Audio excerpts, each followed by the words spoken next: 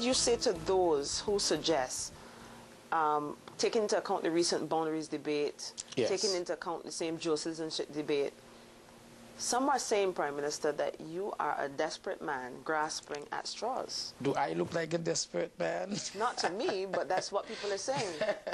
No, that is not so.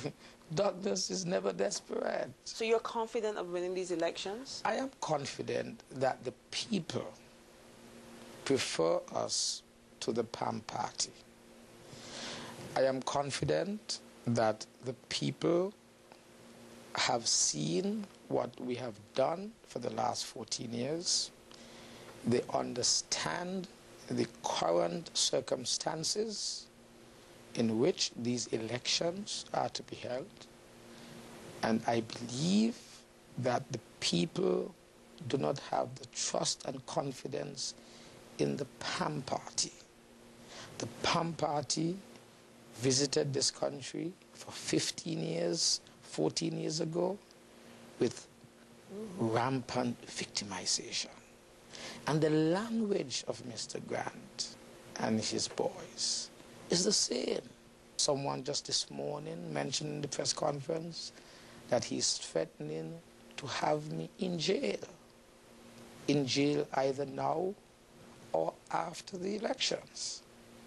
He has his people, his candidates, as they go through their campaign, and they are taunted by people. The first reaction is, you better don't even put on that uniform the morning after, Irene.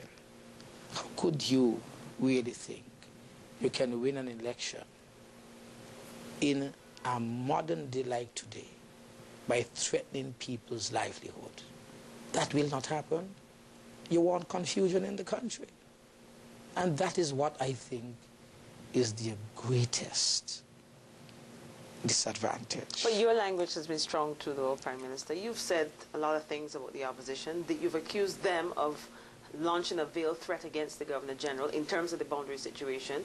You said that they're basically stalling. You've used a lot of muscular language in terms of speaking about PAM, so you haven't been any, you're not being pussyfooty in terms of your language either. No, but I don't go around threatening people. We don't go around taking away people's livelihood.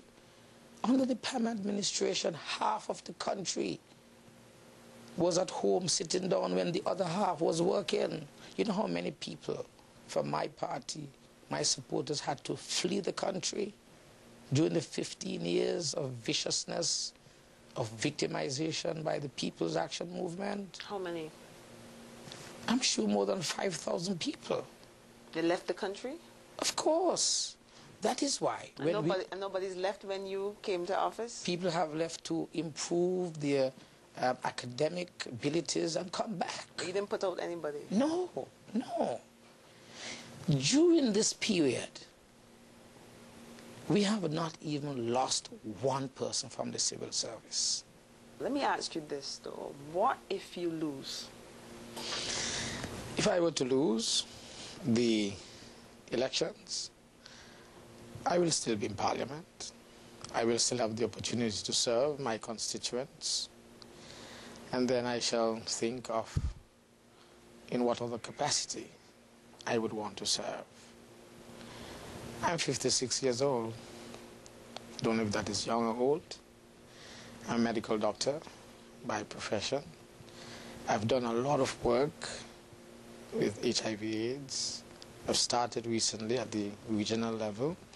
Quite a bit of work on chronic non-communicable diseases as well. And so maybe in that area, maybe not seeing patients directly, because that can be, well, I was going to say boring, but my practice was so hectic that I don't think I would want to get back into that kind of hectic life. So, I don't know, I'll see. Maybe I write. I've just published a book of my speeches that I've given for the first 10 years in Parliament, in government. So I think my options really are very many and varied. So you've thought about it a little bit in terms of if it could go the other way? Of course, because really, you have to be real.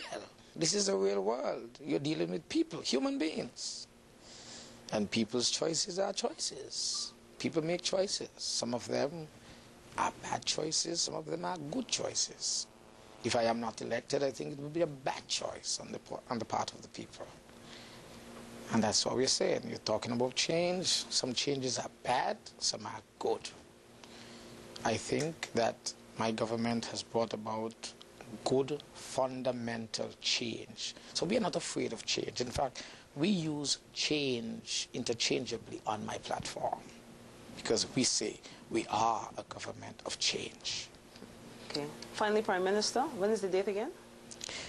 The date is very, very soon. Despite the frustrations by the opposition, I shall advance to that date. And it is very soon. Well, we have to keep our ears tuned and our eyes glued. Thank you so much, Prime Minister. It's been a pleasure speaking with you. You may have to return in less than a week. In less than a week? I should stay then. Thank you so much.